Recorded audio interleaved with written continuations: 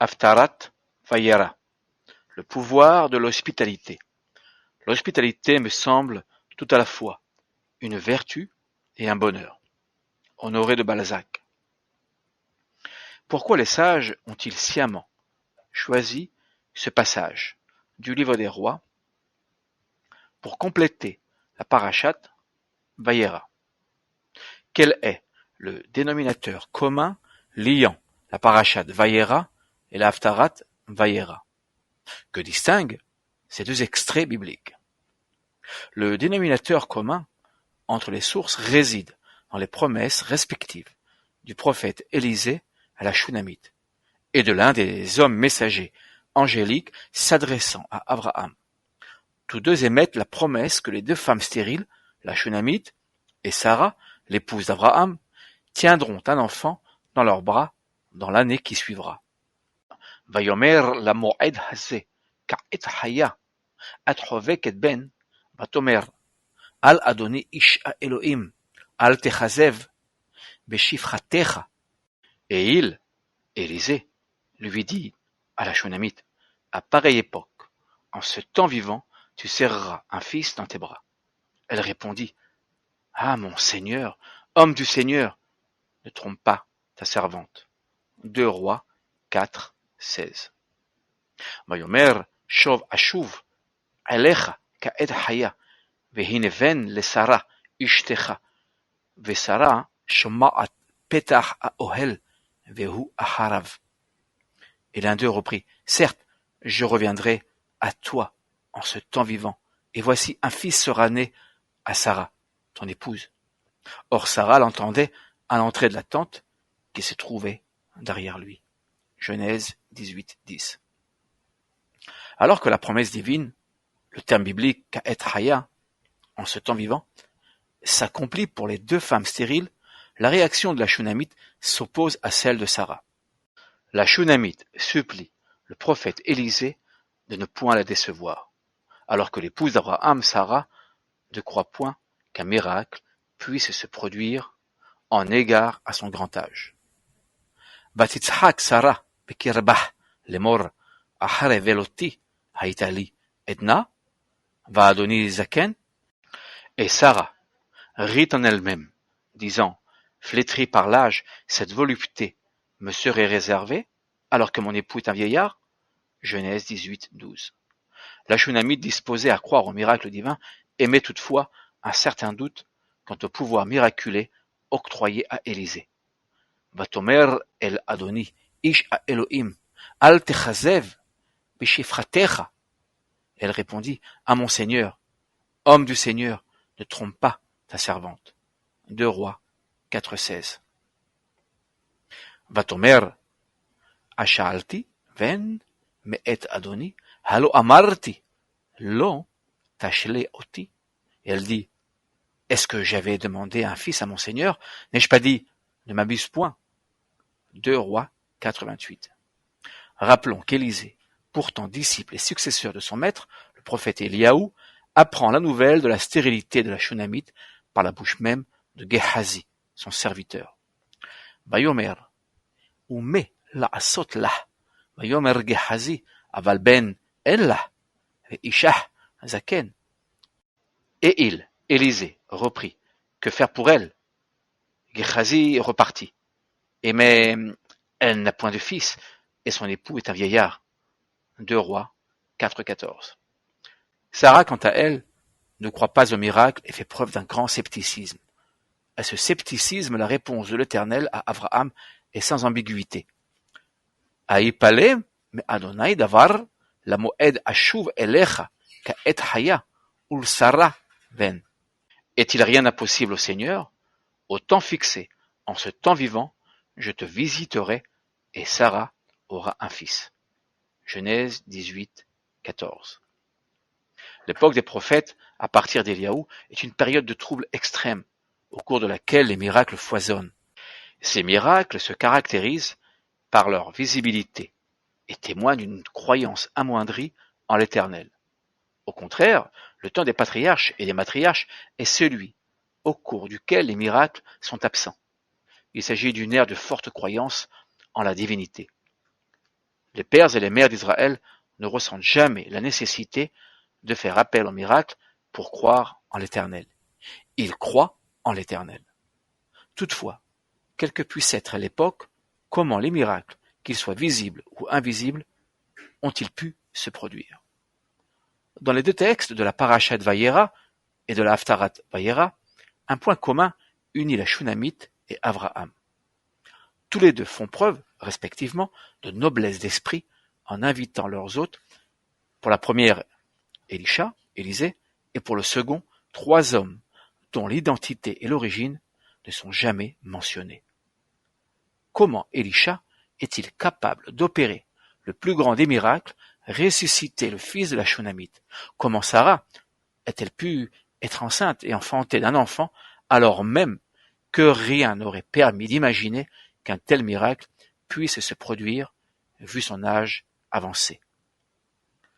Aussi paradoxal que cela puisse paraître, la réponse à cette question n'est probablement pas à chercher chez le prophète Élisha ou chez les 3 hommes de passage, mais dans l'attitude que manifeste la Shunamite ainsi qu'Avraham.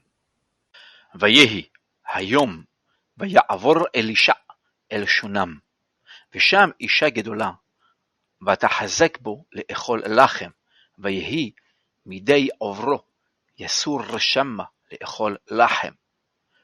נעשה נא עליית קיר קטנה, ונשים לו שם מיטה, ושולחן, וכיסא, ומנורה, והיה בבואו אלינו יסור שמה. Et il arriva un jour qu'Élisée se rendit à Shunam.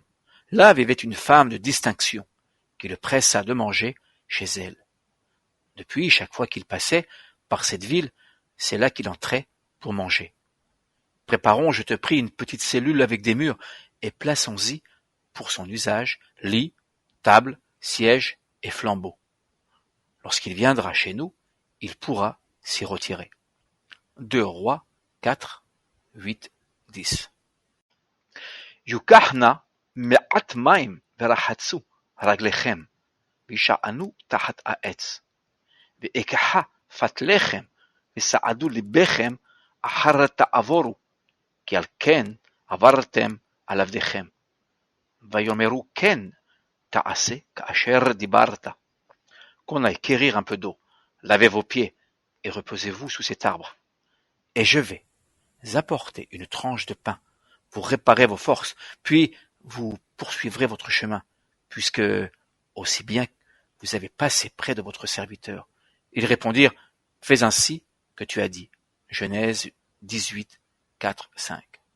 2 expressions sont récurrentes dans la péricope, aussi bien que dans le passage des prophètes de cette semaine, à savoir, na, je te prie, et lechem, le pain. Le premier terme fait référence à l'empathie des hôtes, et le second à la largesse et à la noblesse d'esprit de ces derniers. L'hospitalité offerte de manière désintéressée devient source de vie. L'un des plus grands défis du XXIe siècle sera celui des grandes démocraties face aux migrations d'hommes, de femmes et d'enfants en quête d'un peu de pain et d'un foyer. Auront-elles le courage de recevoir les migrants sans succomber à la démagogie d'un discours xénophobe qui, loin d'annoncer la vitalité d'une société pérenne, conduira au contraire à l'ère d'une civilisation en voie de déclin. Selon un commentaire midrashique, l'hospitalité d'Avraham vaudra aux fils d'Israël d'être, lors de la sortie d'Égypte, nourris de la manne et abreuvés gracieusement durant 40 ans dans le désert. L'on apprend donc que le miracle ne s'inscrit en rien dans l'ordre du magique, mais de l'attitude de l'homme envers son prochain. Le miracle de la naissance de l'enfant de la Shunamite et sa résurrection résulte de la bonté de cette dernière et de sa volonté de subvenir à la subsistance et au bien-être du prophète. Il en est de même pour le patriarche Abraham qui ne cherche à aucun moment à connaître l'identité des 3 hommes voyageant dans le désert. Ainsi, en offrant la vie et en répondant aux besoins fondamentaux de subsistance à des êtres humains de passage, ou même au prophète Élisha, l'Éternel a modifié le cours des lois de la nature en prodiguant une descendance à la Shunamite et à Avraham. Mesure pour mesure, accueillir l'étranger, l'autre, et lui faire une place dans la matrice de notre chez-soi génère l'inexplicable mystère de la fécondité dans la matrice de la femme stérile. Le rabbin Lord Jonathan Sacks enseigne. Ce que le passage nous dit, cependant, est quelque chose d'une immense profondeur. Les idolâtres du temps d'Abraham adoraient le soleil, les étoiles et les forces de la nature comme Dieu. Ils adoraient le pouvoir et les puissants. Abraham savait cependant que Dieu n'est pas dans la nature, mais au-delà de la nature. Il n'y a qu'une chose dans l'univers sur laquelle il a posé son image, la personne humaine, toute personne puissante comme impuissante. God and Strangers, Vayera, 5779. Relevons d'autres nombreux parallélismes. Comme la Shunamite scelle son ânesse afin de se rendre à la rencontre du prophète Élisha au mont du Carmel, Abraham également scelle son âne afin de marcher jusqu'au mont Horeb, à la rencontre de l'Éternel qui y siégea. De plus, parallèlement au texte de l'Haftara mentionnant la mort subite du jeune homme, pourtant promis par Élisha, et sa résurrection, le texte de la paracha évoque le sacrifice, entre guillemets, d'Yitzhak, finalement sauvé in extremis par l'ange divin. Le miracle de la gratitude, expression ultime de l'hospitalité, est au centre de nos textes. Isaïe exprime, probablement mieux que tout autre prophète, cette notion de reconnaissance découlant de l'hospitalité.